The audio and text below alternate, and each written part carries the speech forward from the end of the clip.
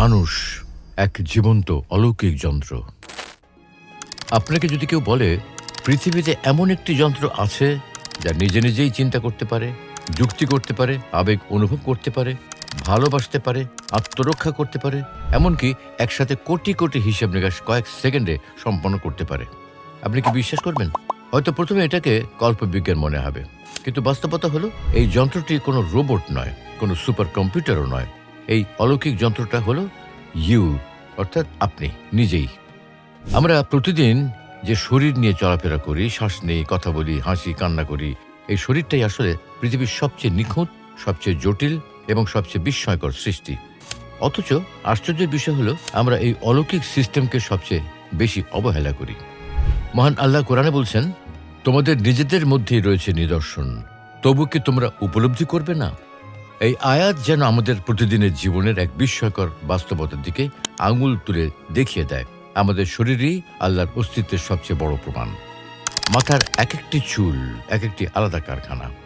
মানুষের মাথায় গড়ে প্রায় 3 লাখেরও কাছাকাছি চুল থাকে, কিন্তু প্রতিটি চুল শুধু সৌন্দর্য নয়, প্রতিটি চুলের গোড়ায় রয়েছে আলাদা নার্ভ, আলাদা রক্তনালী, সেবেসিয়াস গ্রন্থি এবং পেশির সূক্ষ্ম সংযোগ।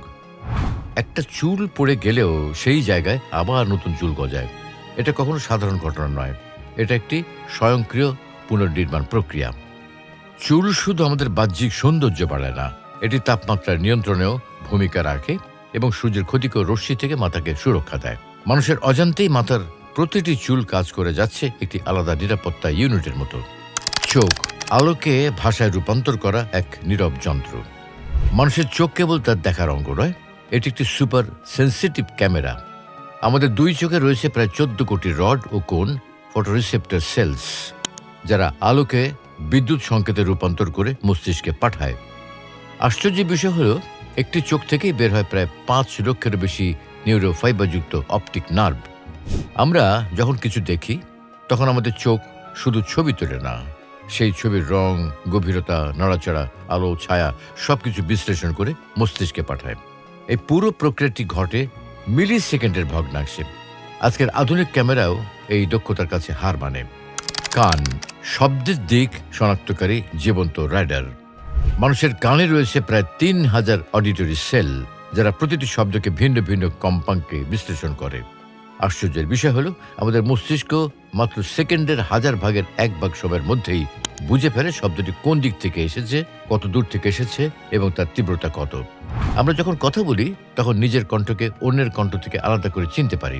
ট্রাফিকের শব্দের ভেতর থেকেও আমরা পরিচিত কণ্ঠস্বর চিনে ফেলতে পারি। এটি কেবল শ্রবণ নয়, এটা একটি অতি উন্নত বুদ্ধিমত্তার প্রক্রিয়া। জিহ্বা স্বাদের বিশ্লেষণাগার। মানুষের জিহ্বায় রয়েছে প্রায় 9000 টেস্ট বার্ড, যারা আলাদাভাবে শনাক্ত করে মিষ্টি, ঝাল, টক, তেতো ও উমামি স্বাদ। কিন্তু এখানেই শেষ নয়, একটি মাত্র শব্দ উচ্চারণ করতে আমাদের জিহ্বার 17টি পেশি একসাথে সমন্বিতভাবে কাজ করে। আপনি যখন একটি বাক্য বলেন তখন আপনার জিহ্বা, ঠোঁট, দাঁত, কণ্ঠনালী এবং ফুসফুস একযোগে কাজ করে। সামান্য একটি ভুল সমন্বয় হলেই উচ্চারণ বিকৃত হয়ে যায়। অথচ এই নিখুঁত সমন্বয় আমরা প্রতিদিন অজান্তেই করে যাচ্ছি।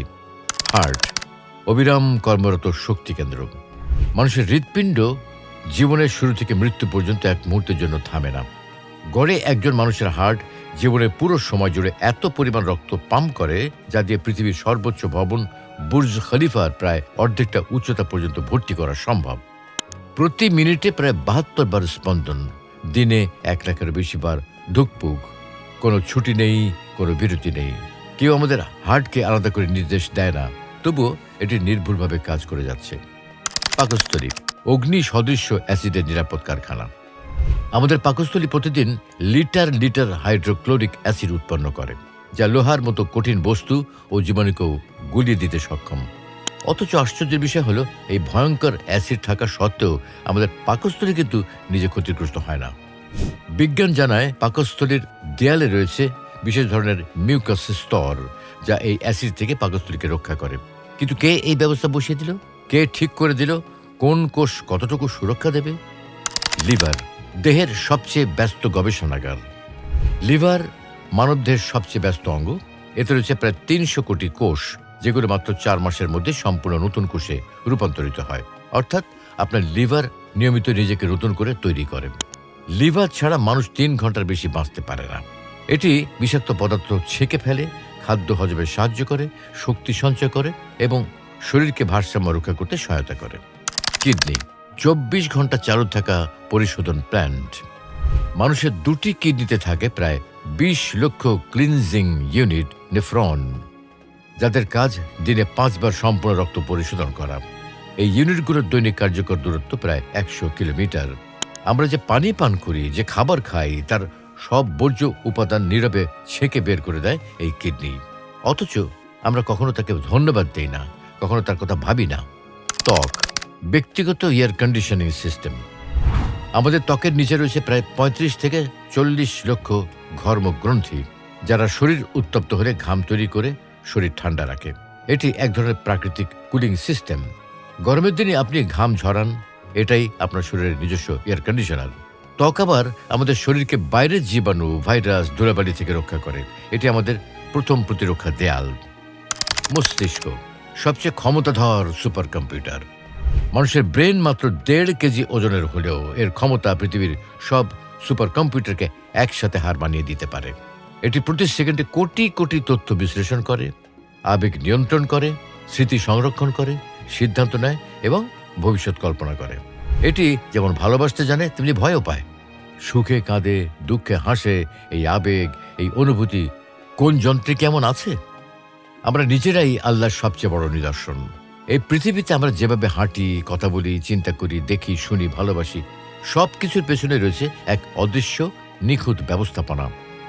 আল্লাহ তাআলা পবিত্র কোরআনে বলেছেন, তোমরা যদি আল্লাহর নিয়ামত গণনা করতে চাও তবে কখনো শেষ করতে পারবে না।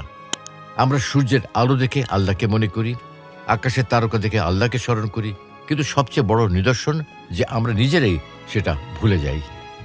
আয়নার সামনে দাঁড়িয়ে একবার গভীরভাবে ভাবুন, আপনি যদি কখনো আল্লাহর অস্তিত্ব নিয়ে সন্দিহান হন, একবার আয়নার সামনে দাঁড়ান, নিজের চোখের দিকে তাকান, দেখুন এই চোখ কিভাবে দেখে। নিজের হাতের দিকে তাকান, এই হাত কিভাবে কাজ করে।